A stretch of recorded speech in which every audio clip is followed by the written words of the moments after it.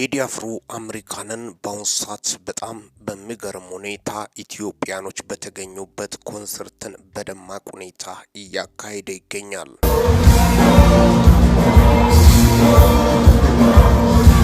ቴዎድሮስ ካሳሁን ገርማሞ ወይም ቴዲ አፍሮ ከኪነ ጥበብ ቤተሰብ መወለዱ የሚታወቅ ነው።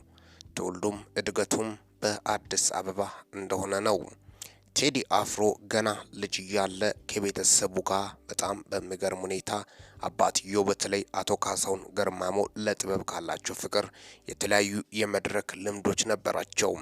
አልፎም የግጥም የተለያዩ ስነ ጽሁፎች ላይም እንደሞክሩ ጭምርም ታሪካቸው ያስረዳል። ታዲያስ የእሳቸውን ፈለገ የተከተለው ቴዎድሮስ ካሳሁን ወይም ቴዲ አፍሮ እሱ ደግሞ ድምፁ ስለሚያምር ወደ ድምፃዊነት ላይ ነው ትኩረቱን የሰጠው። እሱ ታዲያ የአባትየውን ፈለግ በመከተል በጣም በሚገርም ሁኔታ ገጣምም እንደሆነ ጭምርም ነው። አብዛኞቹ ዘፈኖቹ ቴዲ አፍሮ ግጥምና ዜማ እሱ አልፎም ደግሞ ለሰውም ግጥምና ዜማ ሲሰጥም ይስተዋላል።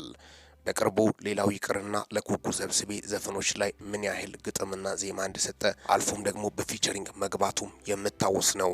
ቴዲ አፍሮ የበርካቶችን ቀልብ የሳበና በርካታ ኢትዮጵያኖች እንዲወዱት የዳረገው ከሌሎች ድምፃውያን ለየት ባለ መልኩ በተለይ ለፖለቲካ ዘፈን አልፎም ደግሞ ከወቅቱ ጋር የሚሄድ ስራዎችን መስራት ያቅበታል ይችልበታልን በማለትም ነው። ለምሳሌ አሁን መደመጥ የሚገባ ሰዓት ላይ የኔ ፍቅር የኔ ቆንጆ ሰው አንድ ዘፈን ብለቅ ላይሰማ ይችላል። ምክንያቱም ወቅታዊ ከፖለቲካ ሁኔታ ጋር የህዝብን ብሶት እንደሚያስተጋባም ከወቅቱ ጋር በጣም ከባድ ጊዜያት በተለይ ኢትዮጵያውያን ድምጽ የሚሹበት ጊዜ ላይ እንደደረሰም ነው በርካቶቹ የገለጹ ያሉት። ቴዲ አፍሮን ከዛም የተነሳ ነው በህዝብ ዘንድ ተወዳጅነት ያገኘው በማለትም ሀሳባቸውን ሲገልጹም ተስተውሏል። ቴዲ አፍሮ እንግዲህ በጣም ከባዱና አስቸጋሪ ጊዜ በተለይ እያደግን ማንም በማይናገርበት ሰዓት ላይ በ17 መርፌ በማለትም በአደባባይ በቅኔ ወጥቶ በመስፈነው በርካታ ትችቶችን ውግዘቶችን አልፎም ደግሞ በሴራ ታስሯል በማለትም በርካቶቹ ሀሳባቸውን ሲያቀርቡም ተስተውሏል። ታዲያስ ያኔ ኢትዮጵያኖች ከዳር እስከ ዳር በከፍተኛ ሁኔታ ቴዲ አፍሮን ያላቸውን ፍቅር እንድፈታም ከፍተኛ ርብርብና ሩጫ ሲያደርጉ ነበር። በስተመጨረሻም ቴዲ አፍሮ ተፈታ። ቴዲ አፍሮ ተፈቶም ዝም አላለም። አሁንም የተለያዩ ዘፈኖችን ከመስራትም ወደ ኋላ እንዳላለ የአደባባይ መረጃዎች ናቸው። ቴዲ አፍሮ ለዚህም ነው በርካታ ኢትዮጵያኖች ላይም ተጽዕኖ ያሳደረው፣ በርካታ ኢትዮጵያኖችም እንዲወዱት የዳረጋቸው። አልፎም ከወቅቱ ጋር ከሰራቻቸው ስራዎች መካከል ስለ ቀነኒሳም ኃይሌ ገብረስላሴም የዘፈናቸው ስራዎቹም የማይረሱ ናቸው። የተለያዩ ጊዜያትን ጠብቆ ወቅቱ ጋር የሚሄድ በጣም የአድማጭ ጆሮ የምፈልገውን ትክክለኛ የአርት ባለሙያም እንደዚህ እንደሆነ ነው የአርት ጥበብ ባለሙያዎችም እየገለጹ ያሉት። አርት ማለት ከወቅቱ ጋር የሚሄድ ህዝብ የምፈልገውን በተመቻቸ ሰዓት ላይ መልቀቅ እንደሆነ ጭምርም ሀሳባቸውን እየገለጹ እንደሚገኙ ጭምርም ነው። ለዚህም ቴዲ አፍሮ በበርካቶች አድናቆትንና አክብሮትን ሊያተርፍ ችሏል። ቴዲ አፍሮ በትናንሽ መድረኮች ላይ በቀላሉ እንደማይገኝም በርካቶች ይገልጹታል።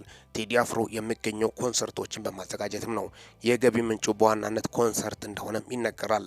በተለይ በሰሜን አሜሪካን በጣም ከፍተኛ አድናቂዎቹና ወዳጆቹ እንደሚገኙ ጭምርም የአደባባይ መረጃዎችና እውነታዎች ናቸው። በየአመቱም ይሁን የተለያዩ አመታት ጉዞን ወደ አሜሪካ ያደርጋል። በተለይ ሰሜን አሜሪካ ዩናይትድ ስቴትስ ወይም ታላቋ አሜሪካ ላይ ኮንሰርት ሲያደርግም ተስተውሏል። ሰሞኑን እንግዲህ ታዲያ በዋሽንግተን ዲሲ አልፎም ደግሞ በአትላንታ የተለያዩ የአሜሪካን ስቴቶች ላይ በከፍተኛ ሁኔታ ኮንሰርቱን እያደረገ ነው። ኮንሰርቱ ላይ ምን አቀረበ? እስኪ ህዝቡን ሰፕራይዝ ያደረገው በተለይ ከወደድኩሽ ወዲያ የሚለው ተወዳጁ ዘፈኑን ህዝቡ መጀመሪያ በእንዲህ መልኩ ተጫውቶለታል።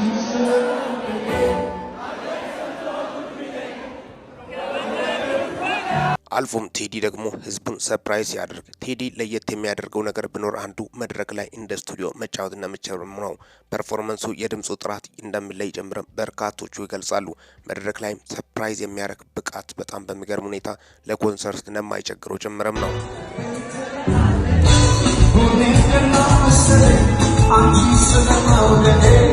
ሌላኛው በከፍተኛ ሁኔታ በርካቶችም እሱ ላይ ተቃውሞ ያነሱበት፣ ከፊሎች ደግሞ የወደዱበትም በሁለት ጎራ ከፍሎ በጣም በከፍተኛ ሁኔታ ክርክር ሲያስነሳ የነበረው በተለይ ስለ ምኒልክ ለምን ተዘፈነ በሚሉት በርካቶቹ ሲያነሱ ነበር።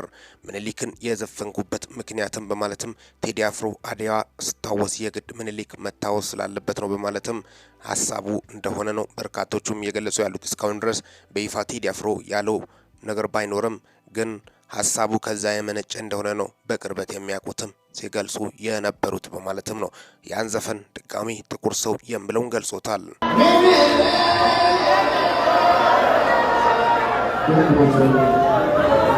ምኒልክ ጥቁር ሰው በጣም የሚገርመው በማለትም በርካቶቹ ሲገልጹ ያኔ ደና መሪ ባይኖር ኢትዮጵያ ልትገዛ ትችላለች በሚል ሁኔታም ነው የጥቁር መኩሪያ የሆነው ምኒልክ ነው። ለአፍሪካም ለመላው ለዓለም ጥቁር ህዝቦች ባንዲራም ጭምርም ነው በማለትም ነው በርካቶችም እየገለጹ ያሉት። ምኒልክ በተለይ በአድዋ ጦርነት ላይ በዋናነት በመሪነት ያደረጉት ሚና የማይረሳ ነው በማለትም በርካቶቹ ሀሳባቸውን ሲገልጹም ተስተውሏል።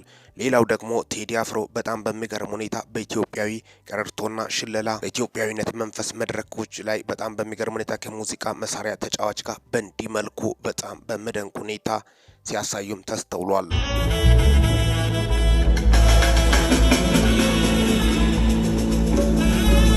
ቴዲ አፍሮ በአሁኑ ሰዓት የተሳካ ኮንሰርቱን በጣም በሚገርም ሁኔታ በምድር አሜሪካ እያደረገ ይገኛል።